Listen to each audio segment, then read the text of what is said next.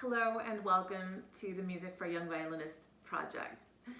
This is the YouTube channel portion of the project. It's a much bigger resource than just the videos, so please do join me at my website. There will be a link below, and on that you'll find hundreds of freebies, including a PDF download of everything that we're going to cover today, so that you can keep these ideas for whether you're a teacher or a student. So this video is for both teachers and students. And if you're a teacher, you're going to want to see how this very simple, you can't get any more simple than open strings, how there's so much power in the simplicity. If you're a student, you want to identify what level you're at and make sure you're getting all those components covered in this warm-up. So let's go ahead and get started.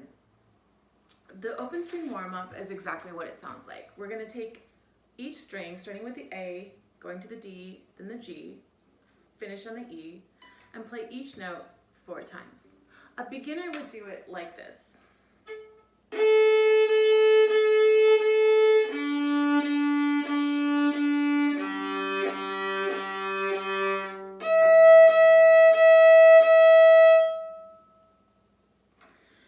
At the beginning level, we're getting at the following components for a student's education.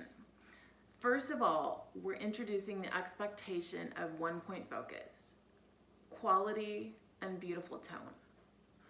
That's why something so simple is so important to use. If we're using repertoire, we have bowings, we have technique, bow hold, fingerings, intonation, tone, posture, reading the music, etc., etc. That's too much. We need the simplest thing we can possibly do to work on tone and quality. Also, we're teaching our young beginning students a great way to transition from the outside world with our mind going in a million different directions right into violin playing. So it's a very simple way to get the mind calibrated into the work we do. Next, we want to work on 2 different technical components for beginning level students. First of all is posture. So I'm very fond of saying and believing in the body is the first instrument. I prefer to practice standing up, but for videos you'll see me seated. So posture is going to need your feet, your knees, your torso, shoulders are back, and the violin is placed wherever you and your teacher have worked on that with. The next technical thing that you want to accomplish as a beginner is making sure that your elbow is at the proper string height. So you're on the A string level, floating up to D, floating up to G, and dropping to E. You're probably noticing at this point that I'm holding on to the edge, and this is extremely important no matter if you're a beginner, intermediate, or an advanced student. Why? We only want to plant the seeds of things we're going to grow.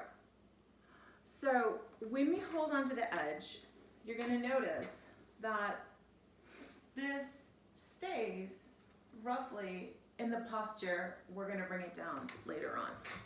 Too often, students are cramping up their fingers and hands like that, and it literally takes years, and that's not an exaggeration, it takes years to loosen that up. So we're not going to start with anything that could possibly lead to a bad habit. We're not going to grow that seed. We're going to hold it right here where we feel secure. We don't feel like we're going to drop the violin, and this is going to translate beautifully into more advanced playing. Now, part 2 is the intermediate level. Now, here's where I start to get a little bit more, actually a lot more particular about getting from the frog to the tip. For time's sake, I'm only going to demonstrate on the A string moving forward. So the first thing we want to do here is just make sure we're actually using a full bow. It should probably be slower at this point, so you can expect that.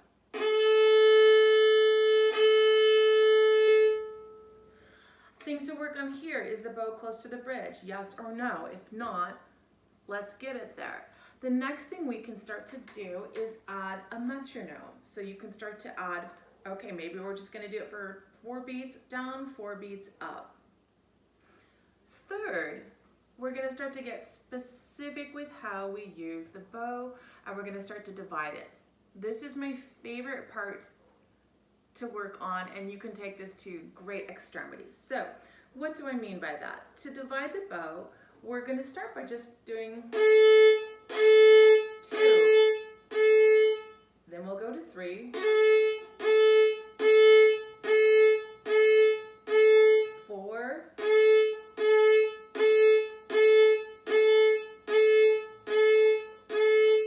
And on and on and on. If you do this consistently for 2 to 8 weeks, and I say that because I don't know what your level is and how much you're putting in every day, but if you do that consistently, your tone will transform, absolutely transform. So that for me is one of the most exciting things I've seen come out of this warm-up.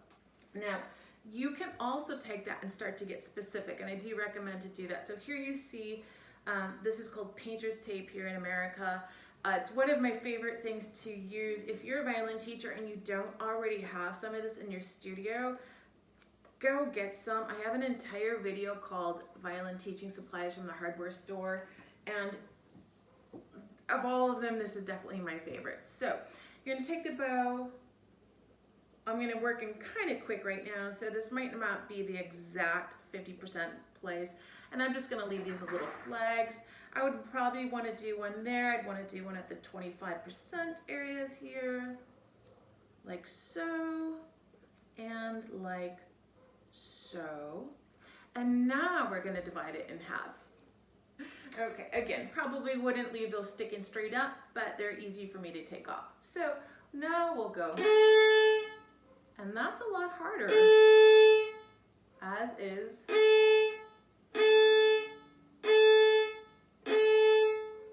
You can keep the exercise right there, or you can move laterally and start to integrate the metronome back in at that point. The final thing we can do now in this level, and I'm going to take these off moving forward. The final thing we can do is start to integrate in a very gross motor way some left hand advanced technique, specifically shifting and vibrato. So shifting gets very complicated when you add repertoire in, but all it is taking your arm like that. We forget that constantly. And your students forget that. If you're a teacher watching this, your students forget that. They make it much more complicated. So we can take this very simple open string warm up and just work on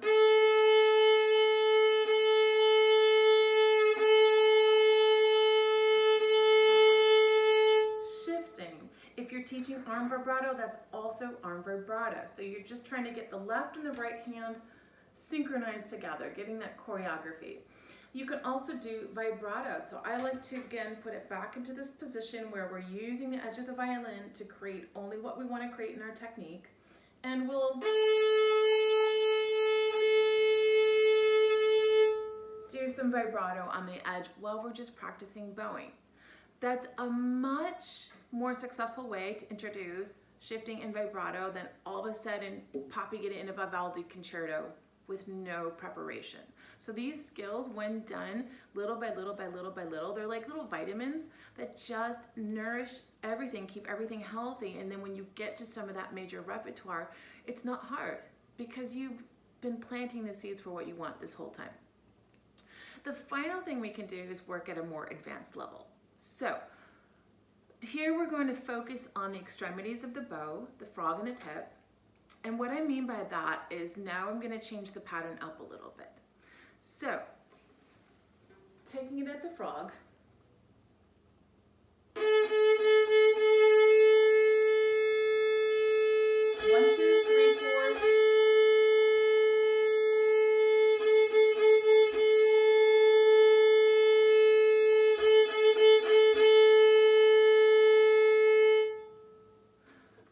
Right there is its own territory to master because the frog and the tip do need special attention. They have different physics involved for the quality of the sound, and they need to be studied in isolation. Next, we're going to do a really neat exercise to check in with the bow hold. So Oftentimes we work so hard on the bow hold as a beginner, so much in an intermediate, and we get advanced, and then we just repertoire. And we forget some of the very important foundations of what a balanced bow hold is. So this, I'm going to get a little closer to the screen. And if your bow hold is balanced here, you should be able to pop the thumb out and put it back in. Pop it out and put it back in. That only works at the frog. And if your bow hold is not properly balanced, you will drop thousands of dollars and break a bow. A little dramatic way to say that, but I feel confident doing this and not breaking a bow because I was really careful with my balance there. So let me show you what this could look like. We can just take the very simple frog to tip exercise we've been doing as beginners, and now we'll go thumb out, thumb in, down, up, thumb out, thumb in. So it encourages and invites the student to get all the way to the frog because, like I said, you can't take the thumb out unless they're actually getting all the way to the frog. And most students, 99.99999% need help with that technical process. Next, this blew my mind when I first heard this and this exercise here.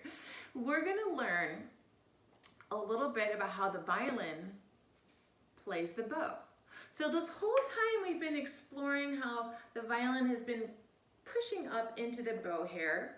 It's subtle, but it is a part of the tone creation. We're gonna start to work on just that a little bit more, and now let me just show you. It's one of the wildest things, but I think you'll see where this is going. So I'm gonna do 4 small down bows here, and then I'm gonna keep my hands totally stable, like my arm is not going to move, my bow arm, and my violin, I'm going to move the scroll left and right. And then I'm going to just sync these together, and the goal is to create the same quality of sound.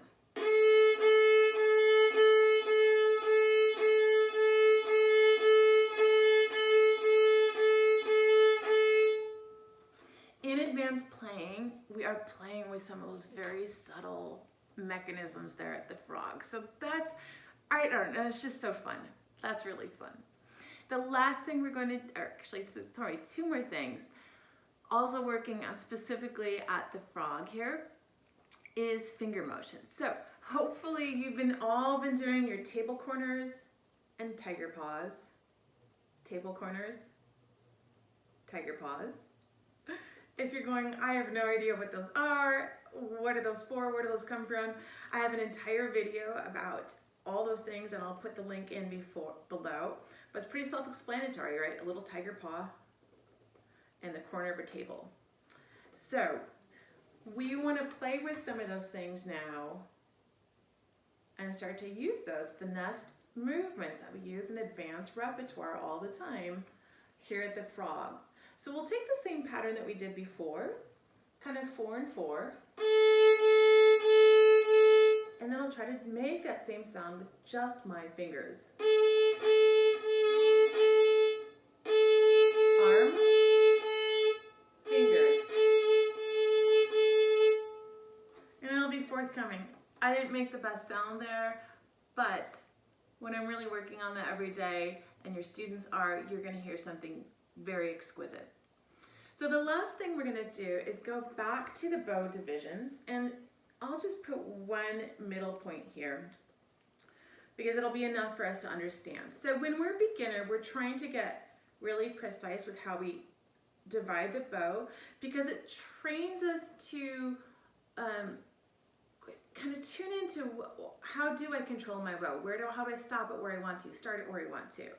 And without it just being the bow doing whatever it wants to do, we start to really study the different quadrants of the bow.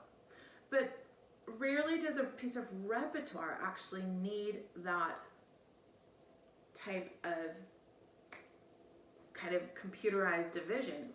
repertoire is flowing, it's expressive, it's loud, it's soft, it's big, it's small, it's just all full of contrast. So now at advanced levels, you can start to divide it as such. So for example, if I've got a beat here in my foot, maybe I'll go 1, 2, 3, 4, 1, 2, 3, 4, and maybe I even move it more here so that I'm going very extreme with that.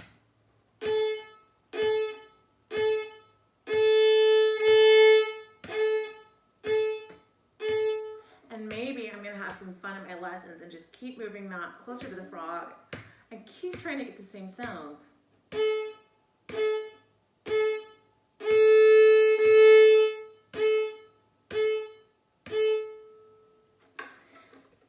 This is the conclusion of the open string warm-up video. Again, it's so special for me to have this opportunity to connect here. Thank you for spending a little bit of time with me, and I hope that you found something in here to help you bring out the best in your music making. If you haven't subscribed to the channel, would love to have you subscribe and just stay connected with some neat ideas. Thank you, and wishing you happy music making.